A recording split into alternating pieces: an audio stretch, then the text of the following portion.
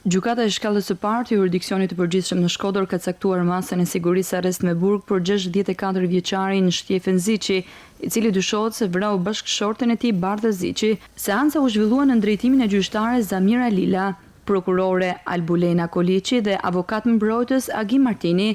Gjatë shqyrtimit të masës së sigurisë, i dyshuari nuk ka pranuar të japë deklarime përpara gjykatës.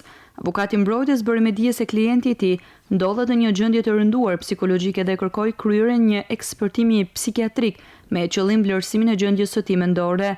Krijimi i rënd ndodhi me datën 9 korrik në Shkodër, ku Bardha Ziçi humbi jetën pasi dyshohet se u qelluan nga bashkëshorti i saj. Pas ngjarjes, policia arrestoi menjëherë 64 vjeçarin, ndërsa prokuroria nisi hetimet për zbardhjen e plotë të rrethanave. Sipas të dhënave paraprake të policisë, pista kryesore e hetimit mbetet xhelozia. Megjithatë, organi i akuzës vjon punën për të dokumentuar të gjithë dinamikën e ngjarjes dhe për të administruar provat, ndërkohë kërkesa për ekspertim psikiatrik pritet të shqyrtohet gjatë fazës së hetimeve.